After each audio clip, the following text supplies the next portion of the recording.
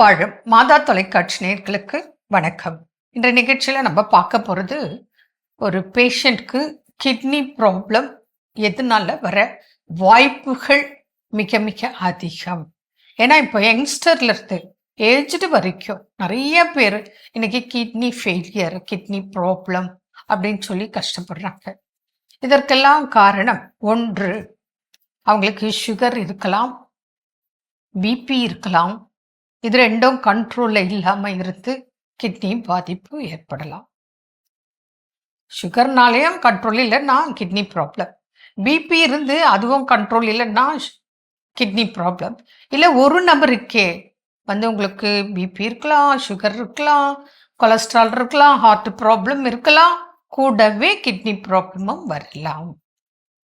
எதுவுமே கண்ட்ரோல் இல்லைன்னா கிட்னியை பாதிக்கும்.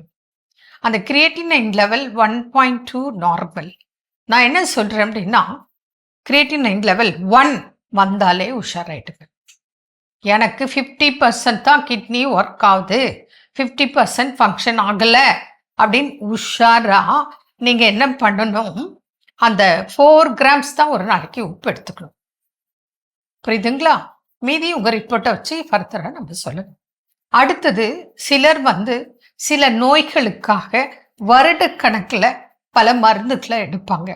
அதனாலேயும் சிறுநீரகங்கள் பாதிப்பு ஏற்படும்.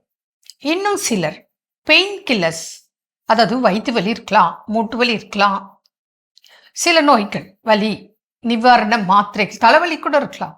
அடிக்கடி அந்த வலி நிவாரண மாத்திரைகள் சாப்பிட்றதுனாலையும் கிட்னி ஃபெயிலியர். இப்போ கோவிட் வந்துச்சு. கோவிடுக்கு பிறகு நிறைய பேருக்கு நான் பார்க்குறேன் வர்றாங்க பேஷண்ட். அதுக்கு முன்னாடி சுகர் இல்லை, ரொம்ப சின்ன வயசு, ஒரு டென்ஷன் ஒன்றுமே இல்லை.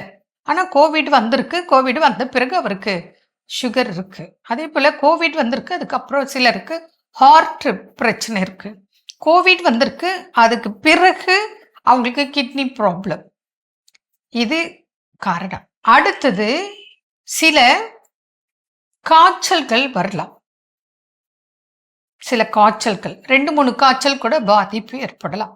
ஓரிரு மாதங்கள்லேயே கூட ஒரு 2 வகையான காய்ச்சல், 3 வகையான காய்ச்சல் கூட சிலருக்கு வந்திருக்கு.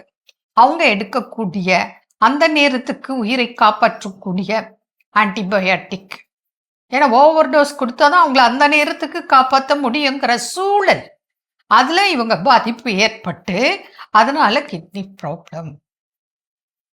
சிலருக்கு பிறவிலேயே சிறுநீரகங்கள் சின்னதாக இருக்கலாம். இதை விட இன்னும் சொல்ல போனால், இப்போ கருவுற்ற பெண்மணி இருக்கா, அவளுக்கு ரெகுலராக ஸ்கேன் செக்அப் பண்ணுவாங்க. பண்ணிட்டு அப்பவே சொல்லுவாங்க, இவங்களுக்கு சில ஆர்கன்ஸ் சின்னதாக இருக்கு, அதனால இந்த குழந்தை வேண்டாம், மூளை வளர்ச்சி குன்றி இருக்கு, ஹார்ட்டு இது துடிப்பு சரியில்லை, இல்லை ஒரு கிட்னி தான் இருக்கு, அது கூட சின்ன சைஸ்ல இருக்கு, இல்லை 2 கிட்னி இருக்கு ஆனால் சின்ன சைஸ்ல இருக்கு, இவங்களுக்கு அந்த உறுப்பு வளர்ச்சி இல்லை, அதனால இந்த குழந்தை வேண்டான்னு சொல்லுவாங்க. அதை நம்ம கேட்கறது இல்லை. சிலர் ஓகே அபார்ட் பண்ணிடுறாங்க. சிலர் அவங்களுக்கு ஏற்கனவே கல்யாணம் ஆகி குழந்தை இல்லாமல் இருந்திருக்கும் பல ஆண்டுகளாக, இப்போதான் கருத்தரிச்சிருப்பாங்க. ஏன்னா அப்படிலாம் பேஷண்ட் நாங்கள் பார்க்குறோம்.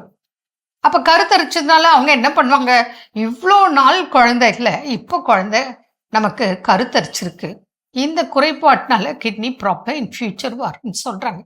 ஆனால் நமக்கு இப்போதைக்கு குழந்தை வேணும், அது கிட்னி ப்ராப்ளமா, அது அப்புறம் பார்த்துக்கலாம் அப்படின்னு சிலர் இருக்காங்க. ஹஸ்பண்ட் அண்ட் ஒய்ஃபே பேசி டிசைட் பண்ணி அந்த குழந்தைய கருவை வளர்த்து டெலிவரி பண்ணவங்க இருக்காங்க. அப்போ அது என்ன ஆகும், 1 or 2 இயர்ஸ்லேயே, இல்லை சில நாட்கள் சில மாதங்கள்லேயே அவங்களுக்கு அந்த கிட்னி ப்ராப்ளம் தெரிய ஆரம்பிக்கும். அப்போ ஓடி வருவாங்க.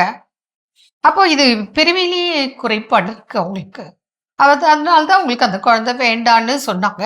ஆனால் நீங்கள் குழந்தை இல்லாததுனாலையோ இல்லை இந்த குழந்தை இருக்கட்டும் அப்படிங்கிறதுனாலையோ நீங்கள் அந்த குழந்தைய பெற்று எடுத்துக்கிறீங்க. அப்போ அது கிட்னி ப்ராப்ளம். இப்போ தூக்கிட்டு ஓடி வராங்க, இந்த மாதிரி கிரியேட்டினைன் அதிகமாக இருக்கு, என்ன செய்யணும்? அங்கே ரிப்போர்ட்டில் பார்த்தா கிட்னி 2 சின்னதாக இருக்கும், சுருங்கி காணப்படும். இதனால எல்லாம் இன்னைக்கு கிட்னி ஃபெயிலியர் வருது. சரி, ஓகே. இதுக்கு என்ன சிம்டம்ஸ் பார்த்தோம்னா, ஜென்ரலா காலையில எழுந்த உடனே முகம் வீக்கம் காணப்படும். ஆரம்ப அறிகுறி.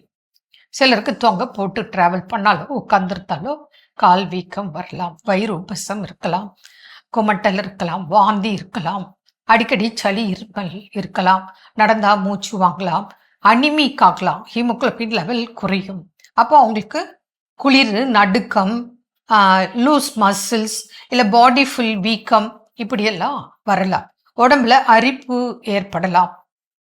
இது மாதிரி நிறைய அறிகுறிகள் இருந்தால் நீங்க உடனே நம்ம கிட்னி என்னாச்சு ஏதாச்சு ஸ்கேன் பண்ணணும். GFR level குறைஞ்சிருக்கலாம். ஹீமோகுளோபின் கட்டாயம் குறைஞ்சிருக்கும். கிட்னி சுருக்கம் ஸ்கேன் பண்ணி பார்க்கும்போது சுருங்கி வர்றது அறிகுறிகளாக தெரியும். இதெல்லாம் வச்சு நம்ம ரிப்போர்ட்டை வச்சு அதுவும் ஆரம்பத்திலேயே பார்க்கும்போது நிச்சயமாக டயாலிசிஸ் இல்லாமல் பாதுகாக்கும் வழிமுறைகள் இருக்கு. இதை தவற விட்டோம்னா ஒன்ஸ் டயாலிசிஸ் ஆரம்பிச்சிட்டோம்னா கொஞ்சம் நல்ல உங்களுக்கு மாற்று கிட்னி அறுவை சிகிச்சை செய்யும். இதுதான் கிட்னி ப்ராப்ளத்தோட கண்டிஷன். அதனால உங்களுக்கு கிரியேட்டினைன் லெவல் 1 இருக்கா, 1.2 1 இருக்கா, அப்பவே 50% நமக்கு கிட்னி ஃபங்க்ஷன் ஆகலைன்ற உஷாரில் நீங்கள் அப்போவே ஸ்டார்ட் பண்ணிடணும். தொடர்பு கொண்டா அதுக்கு வேண்டிய இடம் அத்தனை அட்வைஸும் உங்களுக்கு கொடுத்து உங்கள் கிட்னியை நீங்கள் நீண்ட நாள் பாதுகாக்கும் வழிமுறைகள் இருக்கு. நீங்கள் கடைபிடித்து பலன் அறியலாம். மீண்டும் நாளைக்கு சந்திப்போம். நன்றி. அன்னை மரியே வாழ்க.